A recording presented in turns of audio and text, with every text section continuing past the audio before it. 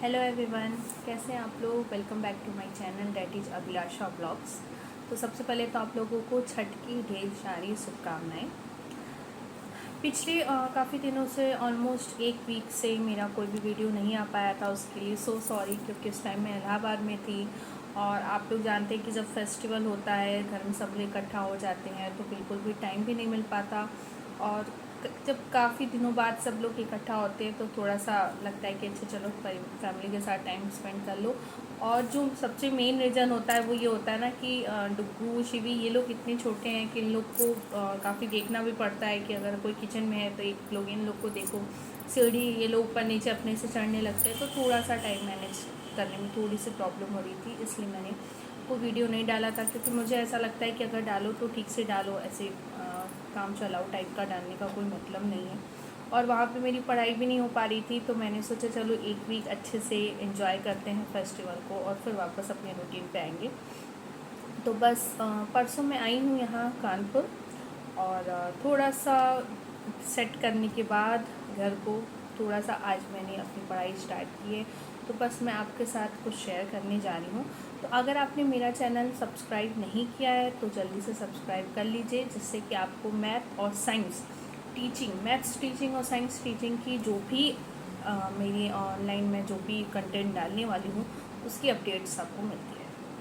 तो देखिए इसमें टोटल, जैसा मैंने आपको प्रीवियस वीडियो में अपने बताया था कि साइंस टीचिंग और मैथ्स टीचिंग दोनों में 4 चैप्टर्स हैं। 100 मार्क्स के दोनों पेपर हैं। 250 मार्क्स का हमारा प्रैक्टिकल होगा और 100 मार्क्स के हमारे 2 पेपर होंगे, मैथ्स और साइंस। जो बायो के हैं, जिन्होंने बायो से बीएससी किया है उनका बायो होगा, उनका एक साइंस होगा और एक होगा बायोलॉजी। हमारा है एक साइंस, एक है मैथ्स। और आर्ट्स के जो स्टूडेंट्स हैं थोड़ा सा ऑप्शन ज़्यादा है, जैसे संस्कृत है, हिंदी है, इंग्लिश है, फिलोसफी है, सोशियोलॉजी है, हिस्ट्री है, सिविक्स है, ज्योग्राफी है। थोड़े से 6-7 उनका ऑप्शन है, जिसमें से उन्हें कोई 2 सब्जेक्ट सेलेक्ट करने होंगे। तो यहाँ पे टोटल 4 चैप्टर है। तो आज मैंने फर्स्ट चैप्टर स्टार्ट किया था और इसमें मैं आपको थोड़ा सा मैं आपके साथ शेयर करने जा रही हूँ। वीडियो बहुत लंबा नहीं करूँगी जिससे आपको बहुत बोरिंग ना हो। थोड़ा कम टॉपिक हम लोग पढ़ें लेकिन कंटेंट वाइज ठीक से पढ़ें। तो देखिए इसमें सबसे पहले दिया हुआ है 1.1 पे साइंस। तो इसमें बेसिकली दिया हुआ है कि साइंस क्या है, इसके बारे में बताया है कि साइंस क्या है। तो इसमें मेन चीज़ देखिए जो दी हुई है वो ये है कि साइंस क्या होता है। तो यहाँ पे हमें दिया है कि डिफिनीशन। देखिए मेनली साइंस क्या है, साइंस क्यों हमारी लाइफ में इतना इम्पोर्टेंट है। साइंस आर्ट्स से इस तरीके से अलग है कि साइंस जो है ना, कोई भी चीज़, जो भी चीज़ हो रही है उसका रीजन फाइंड करता है, उसका कॉज फाइंड करना चाहता है। अब जैसे आप आर्ट्स में पढ़ोगे तो आपको हिस्ट्री, सिविक्स, ज्योग्राफी ये सब चीज़ें आप पढ़ोगे कि अच्छा हिस्ट्री में आप इंडिया की हिस्ट्री पढ़ोगे, अच्छा ये राजा थे उन्होंने ये किया, इतने साल का शासन किया। ज्योग्राफी में आप पढ़ोगे अच्छा यहाँ ये नदी है, यहाँ पे ये माउंटेन है, ये फाउंटेन है, जो भी है ये सब चीज़ें हैं, अलग अलग चीज़ें। सिविक्स में आप पढ़ोगे कि हमारा जो संविधान था, कॉन्स्टिट्यूशन था, कब बना, किस तरीके से बना, ये सब चीज़ें। लेकिन ये हमारी दुनिया में जो चीज़ें हो रही हैं, जैसे रिवर है, आपने ज्योग्राफी में पढ़ा रिवर है, तो रिवर एक ही डायरेक्शन में क्यों फ्लो होती है, वो ऊपर से नीचे क्यों फ्लो हो रही है। कभी कभी ऐसा होता है कि दो से आपस में नहीं मिलते हैं। आपने ज्योग्राफी में पढ़ा कि अच्छा सूर्य ग्रहण होता है, चंद्र ग्रहण होता है, सोलर एक्लिप्स है, ये सब चीज़ें हैं, क्यों ऐसी होती है। सौर मंडल के बारे में आपने पढ़ा, सोलर सिस्टम में, सोलर सिस्टम आपने पढ़ा अपनी ज्योग्राफी में, आपने पढ़ा अच्छा सन है, उसके चारों तरफ 9 प्लैनेट्स हैं जो राउंड एंड राउंड घूमते हैं। लेकिन वो क्यों घूमते हैं, कौन से प्लैनेट घूमते हैं, वो आपने ज्योग्राफी में पढ़ा। सन के चारों तरफ घूमते हैं, ये आपने पढ़ा। लेकिन ये क्यों घूमते हैं, इसका रीज़न क्या है, ये चीज़ें हम साइंस में फाइंड करते हैं। तो बेसिकली साइंस क्या है, ये हमें थ्योरी से डील नहीं करता, ये कॉन्सेप्ट से करता है। कोई भी चीज़ हो रही है, ये हम अलग अलग चीज़ों में पढ़ते हैं, अलग अलग ब्रांच है हमारे ये पढ़ाई से रिलेटेड। लेकिन वो क्यों हो रही है इसके बारे में हम साइंस में पढ़ते हैं। तो अगर सच पूछिए कोई भी नई चीज़ इन्वेंट करनी है वो भी साइंस में है, कोई भी चीज़ जो इन्वेंट हुई है क्यों हुई है वो भी साइंस में है, और जो चीज़ अभी हो रही है वो भी साइंस में है। ठीक है, कोई चीज़ एक पैटर्न को फॉलो कर रही थी, कुछ नया हमने बनाया, कैसे बनाया वो भी साइंस में ही आता है। नई जो पुरानी चीज़ें बनी है वो क्यों हो रही है वो भी साइंस है। अब जैसे एप्पल नीचे गिरा, अब एप्पल है, अच्छा ये तो हाँ चलो एक वेजिटेबल, वो नीचे ही क्यों गिरता है, न्यूटन्स लॉ, ये न्यूटन ने बताया कि नीचे ही क्यों जाता है, ऊपर क्यों नहीं जाता। या जो 9 प्लैनेट्स है वो ही सन के चारों तरफ क्यों घूमते हैं, सन क्यों नहीं घूमता। तो मतलब मैं एक लाइन में बोलना चाहूँ ना, तो मैं ये आपसे कहना चाहूँगी कि साइंस के बिना लाइफ ही नहीं है।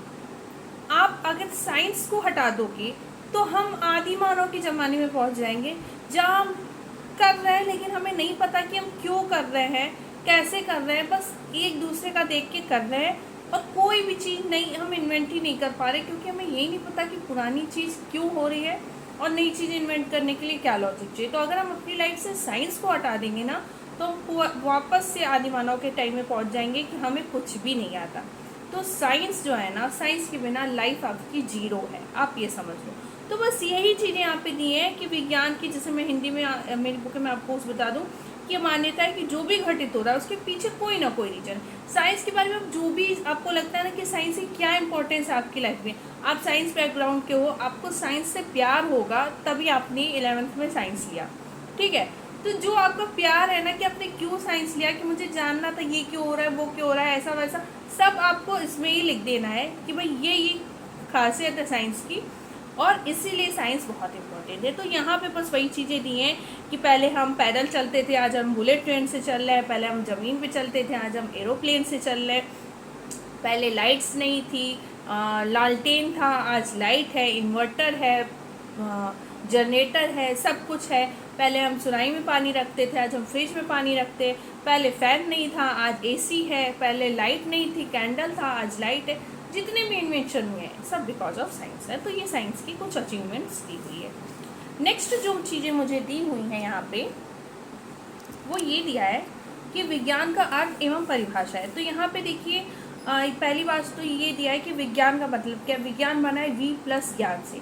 तो वी का मतलब, वी जो है वो एक शॉर्ट फॉर्म है विशेष का, स्पेशल का। तो विज्ञान मतलब विशेष ज्ञान, वो नॉलेज जो कि स्पेशल है, वो ही हमारा विज्ञान यानी कि साइंस है। ये तो हिंदी में था विज्ञान, विशेष ज्ञान। और इंग्लिश में साइंस है सीयर, SCIER से, जिसका मतलब होता है टू नो, किसी भी चीज़ को जानना। तो बेसिकली साइंस का मतलब कि जानने के बारे में, कि अगर किसी चीज़ की हमारे लिए उत्सुकता है या कोई चीज़ हम ऐसी पढ़ रहे हैं जिससे हमें कुछ जान पा रहे हैं, तो वही हमारा साइंस है।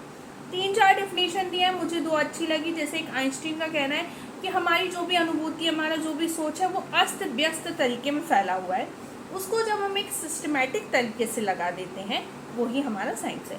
कई चीज़ें हैं हमें पता नहीं ये हो रहा है वो हो रहा है, जब हम एक सिस्टमेटिक तरीके से हमने कर दिया कि ऐसे ऐसे करने पे ये होता है, तो जो चीज़ें फैली है, अस्त व्यस्त है, उसको सिस्टमेटिक प्रॉपर तरीके से हमने एक लाइन में रख दिया, तो उसको हम साइंस कहते हैं। प्रॉपर तरीके से हमारा जो नॉलेज है वो साइंस है। दूसरा, वुडबर्न और ओबर्न का कहना है कि जो भी घटनाएं या हमारे आसपास के एनवायरनमेंट में जो भी चीज़ें हो रही हैं, उसका रीजन जानना ही साइंस है। ये 2 डेफिनेशन मुझे अच्छी लगी और ये 2 मैंने आपको समझा दिया। उसके बाद है नेक्स्ट टॉपिक की कॉन्सेप्ट ऑफ साइंस। इसमें भी बताया कि इसमें कहा कि साइंस को हम काफ़ी टाइम से पढ़ते आ रहे हैं। पहले तो सिर्फ साइंस था, अब थोड़ा सा उसे और ब्रॉड करने के पर्पज से हमने साइंस को 2 पार्ट में डिवाइड कर दिया, क्योंकि हमने देखा कि कुछ चीज़ें ऐसी हैं कि मतलब साइंस में भी कुछ पार्ट है, कुछ लोग का एक ब्रांच में ज़्यादा इंटरेस्ट है, कुछ का दूसरे में, तो 2 पार्ट में कर दिया। एक हमारी हो गई फिजिकल साइंस, एक हमारी हो गई बायोलॉजिकल साइंस। फिजिकल साइंस में फिजिक्स और केमिस्ट्री आता है, बायोलॉजिकल साइंस में आपका जूलॉजी और बॉटनी आता है। ये 2 ब्रांच साइंस की हो गई। इसमें सिर्फ ये बताया है कि आपका फिजिकल साइंस में फिजिक्स और केमिस्ट्री है और बायोलॉजिकल साइंस में जूलॉजी और बॉटनी है। ये आपका कॉन्सेप्ट ऑफ साइंस के अंदर दिया हुआ है। फिर है नेचर ऑफ साइंस, यानी कि विज्ञान की प्रकृति। इसमें भी उन्होंने 1-2 डेफिनेशन है और उन्होंने यही बताया है, जैसे वुडवर्थ और ओबॉर्न का कहना है, जो अभी हमने पहले पढ़ा था, यहाँ दूसरी इन्होंने डेफिनेशन दी है कि विज्ञान प्राकृतिक वातावरण में स्थित परिस्थितियों की व्याख्या करने का एक प्रयत्न है। यानी हमारे एनवायरनमेंट में जो भी चीज़ें हो रही है उसको एक्सप्लेन करने का एक तरीका साइंस है। तो यह विज्ञान की प्रकृति कैसी, तो विज्ञान की प्रकृति किसी भी चीज़ को खोजने की है, कोई भी चीज़ नया फाइंड करने की है कि ये चीज़ें हो रही हैं तो क्यों हो रही है, इसके बारे में सोचने का नेचर है हमारा साइंस का। साइंस के चुपचाप बैठे रहने वालों में नहीं है, ये क्वेश्चन पूछता है, ये क्यों हो रहा है, ये क्यों हो रहा है, ये क्यों हो रहा है, उसे फाइंड करता है इसलिए हो रहा है। और अगर इसकी जगह ये डाल देंगे तो क्या होगा, वो भी हमें साइंस ही बताता है। तो साइंस क्या चुपचाप बैठे नहीं रहता क्लास में, वो क्वेश्चन पूछता है। वो बहुत नोटोरियस स्टूडेंट है, क्वेश्चन पूछता है, कुछ अलग भी पूछता है कि मैम आपने a+b लिया तो c तो बना, अगर a+d लेंगे तो क्या बनेगा। तो साइंस क्या है, वो क्वेश्चन पूछने पे बेस्ड है। तो साइंस का नेचर क्या है, हमेशा क्वेश्चन पूछना, प्रश्न पूछना हमारे साइंस का नेचर है। उसके बाद है कि नेचर ऑफ साइंस में दो चीज़ें हैं कि साइंस दो तरीके से है, नेचर है एज अ प्रोडक्ट और एक है एज अ प्रोसेस। तो ये चीज़ें, वीडियो थोड़ा ज़्यादा लंबा हो जाएगा इसलिए मैं इस वीडियो को यहाँ भी ख़त्म कर रही हूँ। और डुग्गू को ना मैं सुला के आई थी वीडियो बनाने और वो उठ गया है, रो रहा है, इसलिए मुझे जाना पड़ेगा। तो नेक्स्ट वीडियो में मैं ये आपको बताऊँगी कि नेचर ऑफ साइंस में जो दो चीज़ें हैं, एज अ प्रोडक्ट और एज अ प्रोसेस, उस पर आगे क्या है, एज अ प्रोडक्ट क्या क्या चीज़ें इसमें है और एज अ प्रोसेस क्या क्या है। तो आज के लिए मैं इस वीडियो को यहाँ एंड कर रही हूँ। आई होप आपको ये वीडियो पसंद आएगा, तो प्लीज़ मेरे चैनल को लाइक करिएगा, चैनल को सब्सक्राइब करिएगा, वीडियो को लाइक करिएगा, शेयर करिएगा और समझिएगा कि एज अ मदर कितना टफ़ होता है हर मदर के लिए पढ़ाई को कंटिन्यू रखना। क्योंकि अभी मैं जस्ट पढ़ने बैठी और डुगू को अभी मैंने सुलाया था, उठ गया, तो उससे मुझे वापस से सुलाने जाना पड़ेगा। तो बस life of a mother is definitely not easy. तो अब मैं इस वीडियो को यहाँ बंद कर रही हूँ। मैं नेक्स्ट वीडियो में आपको इसके आगे का टॉपिक कंटिन्यू करूँगी। और अगर आपको वीडियो अच्छा लगा होगा तो प्लीज़ चैनल को सब्सक्राइब करना बिल्कुल मत भूलिएगा। Bye bye.